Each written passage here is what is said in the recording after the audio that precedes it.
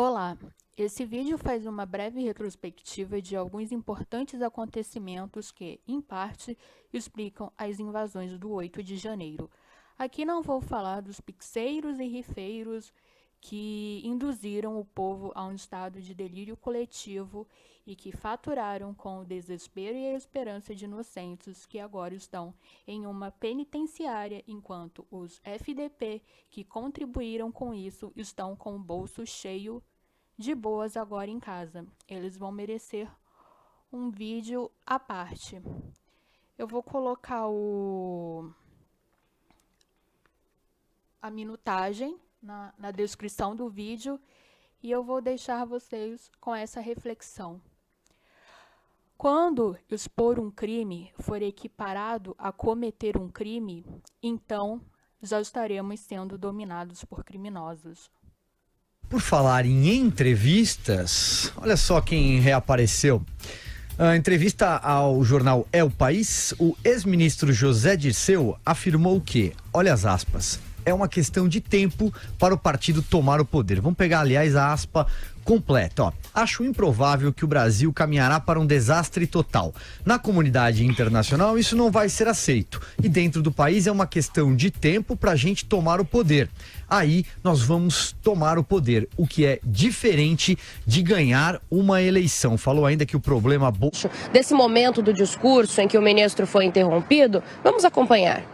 Minha gestão na presidência do TSE, eu precisei lidar com a pandemia, precisei oferecer resistência aos ataques contra a democracia e impedir esse abominável retrocesso que seria a volta ao voto impresso com contagem pública manual, que sempre foi o caminho da fraude no Brasil. Porque a senhora pode entrar na internet agora, qualquer pessoa... Tá bem. Isso é mentira. Esse era o discurso oficial. Não, contagem pública manual. Isso é mentira. Bom, muito bem. A gente vai confiar nas urnas e o cara que vai presidir foi o cara que liberou o maior ladrão da... Muito bem. Seguindo a viagem, então, o discurso oficial era... Isso. O discurso oficial era... Abro aspas. Aspas. Voto impresso com contagem pública manual, fecho aspas. Ponto. É só olhar. Abro aspas, mentira. Esse é um dos problemas que nós estamos enfrentando no Brasil, um déficit imenso de civilidade. Esse episódio não pode haver, então, questionamento a nenhum ministro do Supremo Tribunal Federal, Mota?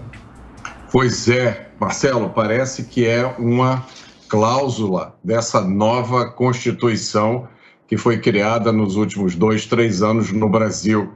Achei interessante essa expressão que o ministro usou, déficit de civilidade. Parece que em cada palestra de ministro surge uma fase intrigante. Na verdade, há quem diga que existe no Brasil um déficit de observação à Constituição, um déficit de democracia. Interessante também a outra fala do ministro, que ele ofereceu resistência aos ataques à democracia. Bom, ninguém sabia que essa era a função do tribunal. Outra observação interessante foi a fala dele sobre voto impresso versus voto manual, que parece ressuscitar uma confusão que muita gente diz que é proposital, porque a proposta que se defendia e que muita gente ainda defende é um voto impresso ao mesmo tempo em que o voto eletrônico é processado. O voto impresso serve para que se faça depois uma conferência. E nunca houve o pedido de ninguém que eu saiba para que se voltasse a um voto manual. Isso é uma confusão deliberada. E veja como é difícil debater, como é difícil ter que enfrentar perguntas, questionamentos, não poder simplesmente calar as pessoas com ordens judiciais. Muito interessante, aliás, Marcelo, a pergunta que a gente ouviu alguém da audiência fazendo. Como é possível se confiar num sistema que é supervisionado por alguém que foi o responsável pela descondenação de um réu que estava condenado e cumprindo pena numa cela de prisão, justamente para que este réu passasse a participar da corrida presidencial? É uma pergunta muito importante. Eu, em nome de muitos brasileiros, agradeço a pessoa que fez essa pergunta. Agora, Mota, o próprio ministro até destacou, entre aspas, diante dessa discussão lá no momento a respeito do voto impresso, que a crítica é em relação ao voto impresso com contagem manual de votos. Foi esse o destaque que ele deu. E a gente lembra que na época em que essa discussão estava muito latente no Congresso Nacional, um dos argumentos do TSE era que a questão do voto impresso após o registro na urna eletrônica, só para conferência de votos, que é o que estava sendo abordado no projeto de lei, o problema naquele momento seria meramente orçamentário para se implantar essa medida, né? Exato, Lívia, exato. A ideia de... Muita gente me diz que a ideia de imprimir o voto simultaneamente ao registro eletrônico já era, inclusive, uma ideia que fazia parte do projeto original das urnas eletrônicas. Os especialistas também concordam que, do jeito que o sistema é estruturado hoje, não existe uma forma de se fazer uma verificação independente do registro dos votos.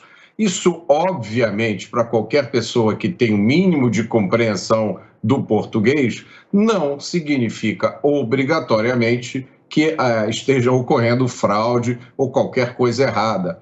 Uma colocação como a que eu acabei de fazer não é um ataque à democracia ou uma ofensa pessoal a ninguém. É simplesmente o resultado de um encadeamento lógico de ideias. O sistema eletrônico é fechado, então, para qualquer pessoa que não faz parte da equipe que mexe no sistema, é impossível conferir se a totalização realmente corresponde ao que foi registrado. Imprimir o voto simultaneamente ao registro eletrônico dá a qualquer pessoa a oportunidade de fazer essa conferência.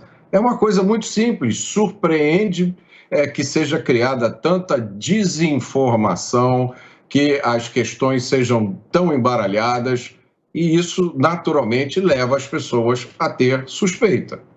E agora pela manhã, o antagonista deu com exclusividade a informação de que o Tribunal Superior Eleitoral decidiu exonerar o servidor Alexandre Gomes Machado, assessor do gabinete da Secretaria Judiciária da Secretaria-Geral da Presidência, que exercia a função de coordenador do pool de emissoras, ou seja, ele era responsável por receber os arquivos com peças publicitárias e disponibilizar no sistema eletrônico do TSE, para que fossem baixadas pelas emissoras de rádio e TV.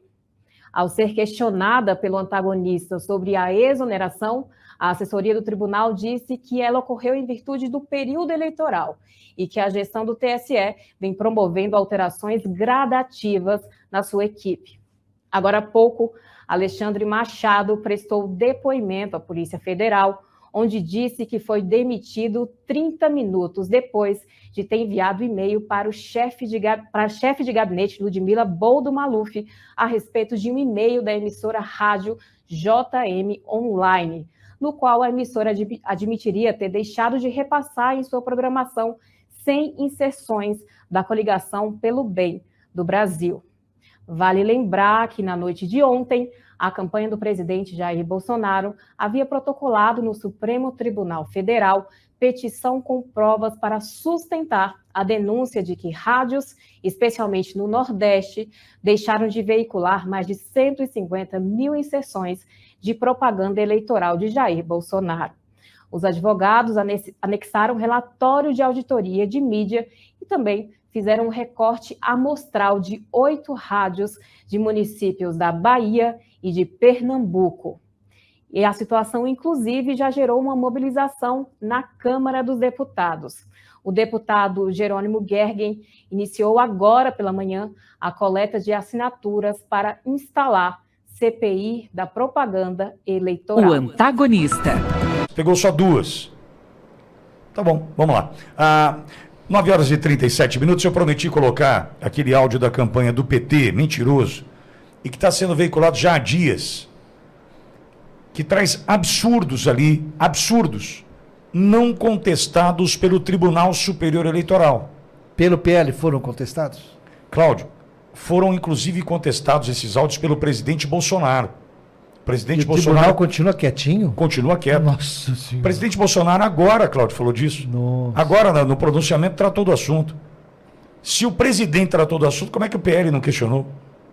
E como é que a Justiça Eleitoral, que é tão ágil e rápida, não... Vamos lá, aperta o play, Luizão. Antes de votar para presidente, compare.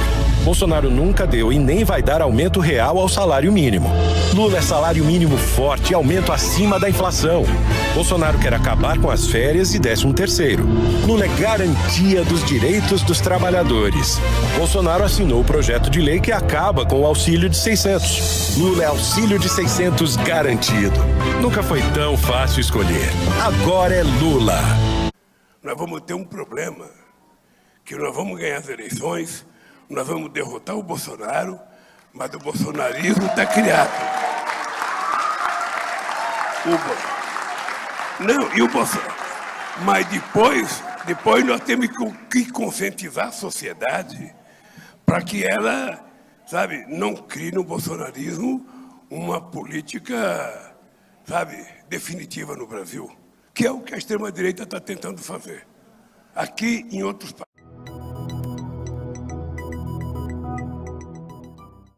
E nós, obviamente, que agora temos que fazer mais, com mais competência e fazer melhor. Nós já fizemos uma vez, nós já aprendemos, nós sabemos quais são os caminhos, quais são as dificuldades e nós vamos vencer as dificuldades. E o que nós temos que ter consciência é que nós derrotamos o Bolsonaro, mas o bolsonarismo está na rua desse país, raivosa e sem querer reconhecer a derrota que eles tiveram.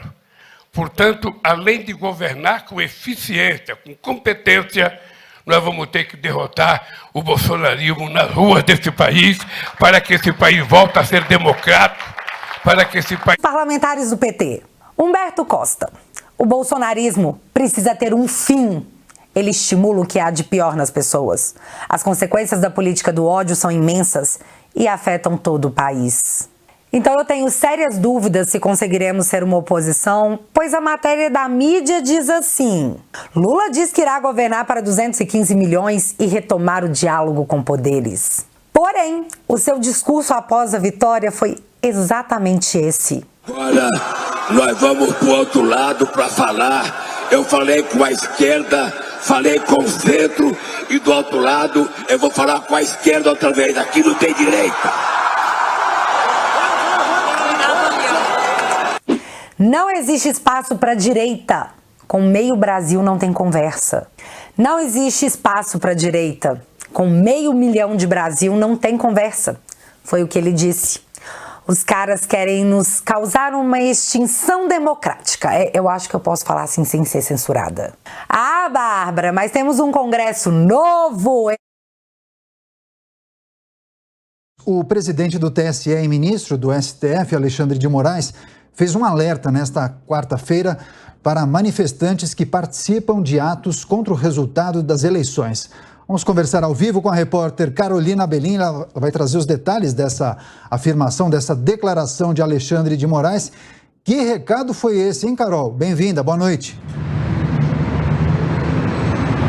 Boa noite para você, Caniato, para todos que nos acompanham. Uma fala bastante forte e num tom de ameaça aí do ministro Alexandre de Moraes, também presidente do TSE, né, o Tribunal Superior Eleitoral. Essa fala foi numa participação dele hoje em Brasília da 4ª edição do seminário STF em Ação, do qual participou também o ministro Dias Toffoli. Dias Toffoli tinha feito uma intervenção antes de Moraes, fazendo um comentário sobre diversas multas e mais de 900 prisões nos Estados Unidos, isso após e decorrente da invasão do Capitólio lá em 2021.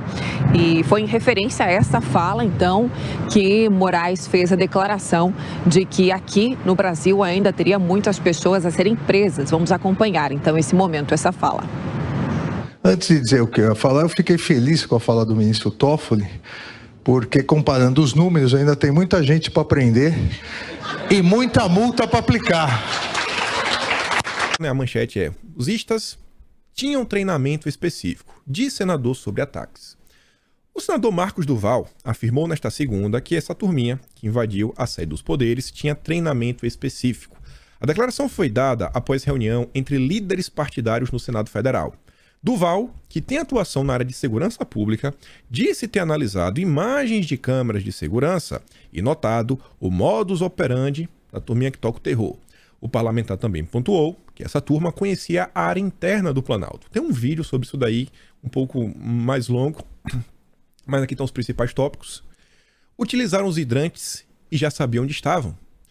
Jogavam água para dispersar o gás lacrimogênio. E jogavam fumaça dos extintores para que a poeira pudesse atrapalhar a visão dos policiais. O modus operandi foi inédito. Não tenho dúvida de que alguém com especialidade passou esse letramento, que foi repetido nas 3 casas. Nas 3 casas, iguaizinho. Qual a chance de acontecer? Qual a chance de pessoas comuns utilizarem o mesmo modus operandi em 3 locais diferentes?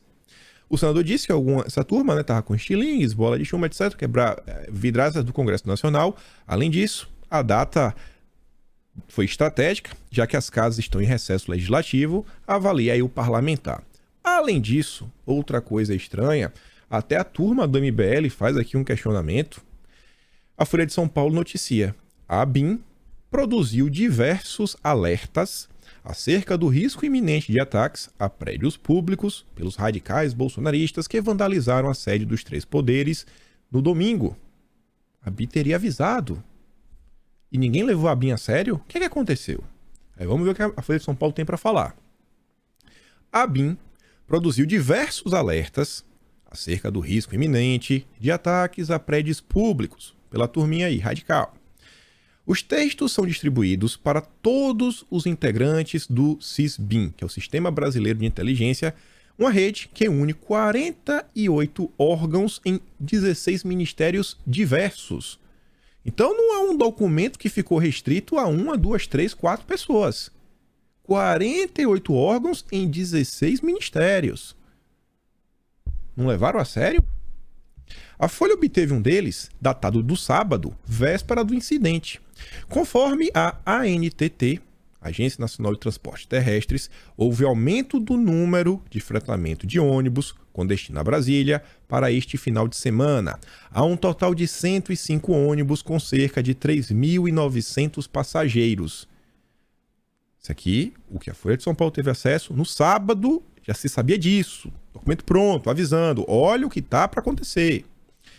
Mantém-se convocações para ações violentas e tentativas de ocupações de prédios públicos, principalmente na esplanada dos ministérios. Completou o texto profetizando que viria a ocorrer no dia seguinte.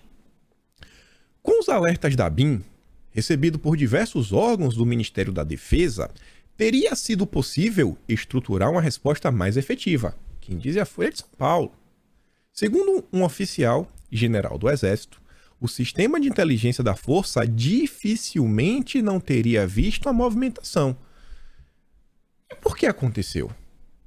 Quem é o responsável por essa falha? Quem é o responsável por essa falha? Tem que ser investigado. No interesse agora não é investigar todo mundo, tem que ser investigado. Dado que tinha elementos infiltrados no acampamento desmontado nesta segunda, à frente do seu quartel-general em Brasília.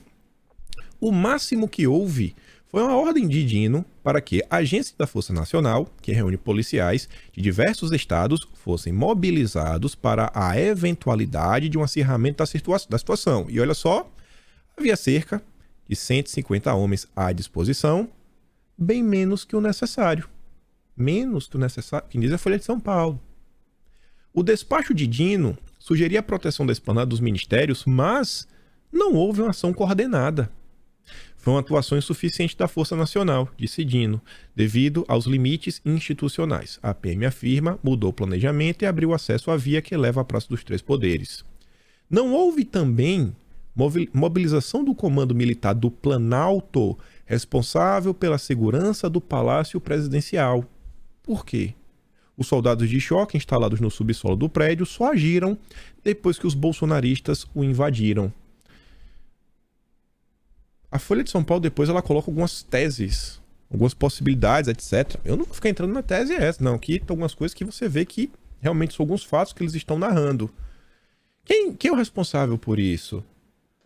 Os responsáveis por essas situações aqui, se eles tivessem feito o que deveriam ter feito, será que poderíamos ter evitado todo este caos? É um questionamento. E que eu acho que cabe aos nossos representantes apresentarem nada um requerimento para conversar aí com os ministros responsáveis, as pessoas responsáveis aí, até pela própria BIM, por esses órgãos, né, que compõem os mais diversos ministérios, perguntar por que não foi feito o que deveria ter sido feito? E como Isso é gravíssimo. As informações agora estão chegando, estão surgindo e mostrando que aquela questão de infiltrados é uma realidade e que conduziram pessoas ao erro. Agora, um erro justifica o outro? Ainda mais do Estado? Bom, é óbvio que não. Mais de 1.200 pessoas ficaram detidas dentro de um estádio ali, um complexo fechado. Muitas passaram mal, muitos e muitos idosos. Pessoas essas que foram presas porque estavam na frente do QG. Foram tiradas dali, o Exército as entregou à Polícia Federal, né? Mandou aos ônibus que a polícia colocou ali disponíveis, né? Entregou essas pessoas, tá certo?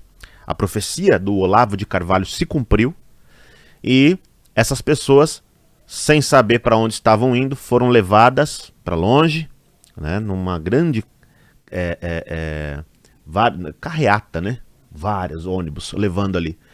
E essas pessoas permaneceram sem água e sem alimentação o dia inteiro de ontem e só hoje, segundo as informações que estão chegando, os homens foram levados para a Papuda e as mulheres para o presídio feminino. Quais acusações estão sendo colocadas? Até mesmo terrorismo. Mas essas pessoas foram pegas em flagrante, depredando os prédios públicos? Não. Estavam, quando foram detidas, na frente do QG. Então qual é a prova cabal de que estas pessoas são as causadoras? Porque eu quero mostrar o que a própria CNN revelou e o que o senador Marcos Durval, senador, você tá de parabéns, porque tem um bando aí que é só uma vergonha. Tá certo? O que ele está revelando? Prestem atenção, meus amigos. E compartilhem este vídeo, para que as pessoas saibam. E vocês lembram da live que eu fiz? Algumas pessoas surgiram lá só para criticar quando, naquele calor do momento, eu alertei, eu avisei. E isso tem dedo de infiltrado. O objetivo é acabar com manifestações. E a partir disso as consequências serão maléficas. Vocês lembram disso? Eu avisei, né? Mas muitas pessoas emocionadas naquele momento fizeram o quê? Eu vou sair do seu canal, Renato. Porque queria que eu apoiasse o quebra-quebra? Isso não vai acontecer. Isso não vai acontecer. Não é do nosso lado isso. Nós vencemos tantas batalhas sem quebrar nada. Por que nós vamos quebrar agora? Estão entendendo? Então vamos lá. Preste atenção aqui, Olha o que a Daniela Lima fala na CNN. Olha só. Agora, hoje, os senadores desembarcaram pesado em Brasília, né? Eu falei com alguns deles hoje, trouxe já alguns bastidores aqui para vocês.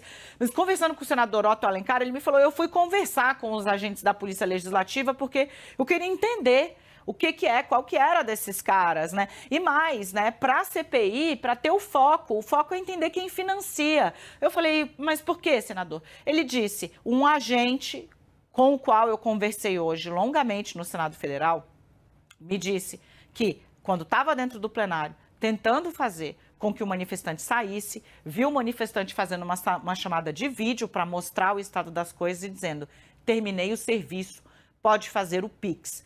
Há, portanto, uma forte desconfiança de que as pessoas foram pagas para fazer isso que você está vendo aí. Realmente pagas. O senador... Agora vamos ligar um ponto ao outro? Então, veja, a própria CNN e o senador Otto estão revelando de que pessoas foram pagas para destruir, para quebrar. Então fazem parte deste movimento? Essa é a pergunta. Porque este movimento durante 70 dias não fez nada. Aí num domingo, onde não tem ninguém em Brasília, não tem um parlamentar, o próprio Lula não estava lá, não tem ninguém. Ah, vamos fazer um protesto no Congresso Nacional hoje. E de repente quebra tudo. E o modus operandi que foi feito em cada prédio, igualzinho. E o próprio senador, ele revela isso, né? Veja, foi notícia já no Tucker Carlson, na Fox News, tá? Em Tucker Carlson discutindo o que aconteceu, né? O motim de dia 8 de janeiro e como isso serviu a um propósito fundamental para o regime. Eles colocam aqui de Alexandre, Lula, Flávio Dino. Acabar com o movimento de protesto do povo livre do Brasil e reprimir com um crescente gulag do Estado, né? 2 morreram hoje. As informações que estão chegando é que 2 pessoas passaram mal. Informações essas que o Marcos Duval ele está buscando confirmar, que passaram mal no local, foram levadas para o hospital e faleceram. Segundo eu vou chamar de boatos que estão chegando, em que os advogados de direita disseram também lá no Twitter, uma senhora teria morrido porque passou mal no local. E várias imagens de pessoas passando mal vieram à tona. E as pessoas sendo levadas dali porque estavam surtando e passando mal, tá? E tem essa informação aí que o Marcos Duval está buscando confirmar de que uma senhora, né, no mínimo ali uma pessoa, uma senhora, passou mal, foi levada ao hospital e faleceu, tá? Os advogados de Direita Brasil, atualizando sobre as prisões no DF. Ainda não dormimos. Advogados continuam acompanhando voluntariamente os manifestantes detidos em condições precárias. Homens já desceram para o presídio da Papuda e mulheres para a colmeia. Passarão por audiência de custódia logo mais às 8 horas da manhã. Então hoje às 8 passaram por essa audiência de custódia, tá? Agora, a coisa fica ainda mais interessante. Vamos ligar então o que a Daniela Lima revelou na CNN com essa informação aqui, que o Sol Crestos traz, ó. Flávio Dino sabia o que aconteceria no dia 8? Eu acho que sim. Tanto é que ele assinou portaria no dia 7, autorizando o uso da Força Nacional. Tá aqui, a portaria, a manchete. Flávio Dino autoriza o uso da Força Nacional em Brasília. E ainda fez questão de dar publicidade ao fato. E disse que esperava que as forças não precisassem atuar. Tem alguma coisa que não bate. Se havia todo esse preparo e mobilização um dia antes por parte do ministro da Justiça, não se viu nenhum homem da Força Nacional ou da PF em campo no dia 8? Ou mesmo tomando a frente da PM e DF quando perceberam que eles não dariam conta? Ou eram coniventes? São perguntas que nosso amigo Sol Cristos faz aqui. Agora, o curioso, o que o Marcos Duval revela aqui, ó. Então vamos lá. O Marcos Duval, ele revelou aqui também isso aqui, ó. Ministro da Justiça foi informado dos ataques um dia antes. Então ele sabia. No momento que iniciou, ele foi até a janela do ministério, olhou e não tomou nenhuma providência. Por quê? Bom, vamos lá? Nós vamos ver o seguinte. Alguém tirou vantagem de tudo isso que aconteceu? Vamos falar dessa forma? Bom, qual era o maior interesse da oposição? Não era acabar com esses protestos em frente aos quartéis? Eles não foram acabados? Que o próprio exército entregou as pessoas agora? Foi. Então acho que a resposta está aqui. Não tomou nenhuma providência. Já comecei a encontrar provas que o presidente Lula também teve conhecimento do que iria acontecer e não fez nada. Então presta atenção. Daniela Lima nos revela na CNN que pessoas foram pagas justamente para quebrar. Então foram colocadas ali para quebrar os prédios. Foram pagas. O senador revela que o ministro da Justiça e Lula sabiam o que ia acontecer e não fizeram nada. E ele revela isso aqui também, preste atenção, o modo, as pessoas que estavam ali para fazer aquele quebra sabiam como fazer e como evitar o pouco de repressão que tiveram no momento do ato. Prestem atenção. A avaliação que eu fiz no estudo dos vídeos, ficou muito claro que houve um treinamento específico para fazer essas invasões. Eles utilizaram os hidrantes, já sabiam onde estavam os hidrantes, utilizaram a água para poder evitar o desgosto e a dor do gás, então eles jogavam a água para poder dispersar o gás e jogavam o extintor de incêndio para que a poeira pudesse impedir a visualização dos policiais do Congresso e do STF e do Executivo. Então, esse modus operandi foi inédito, nunca houve treinamento nesse sentido na área. Não tenho dúvida que é alguém com especialidade que passou essa forma de fazer o enentramento e foi repetido ao mesmo tempo nas 3 casas. Então, também outro ponto que nós colocamos é a questão de fazer um protesto em pleno período que nós estamos de recesso, sem nenhum senador aqui, sem nenhum ministro, absolutamente ninguém, um efetivo policial menor. Então eles aproveitaram e fizeram essa manifestação totalmente sem sentido e fora de hora, poderíamos dizer. Mas quando eles começaram a... Pois é, totalmente sem sentido e fora de hora. Qual é o objetivo? Entra, quebra, causa problemas, sai, e aí? Qual a consequência? Consequência, prisões em massa e acabar com todo e qualquer protesto contra o que aconteceu no Brasil, contra esse desgoverno que está em curso. Pois é só você ver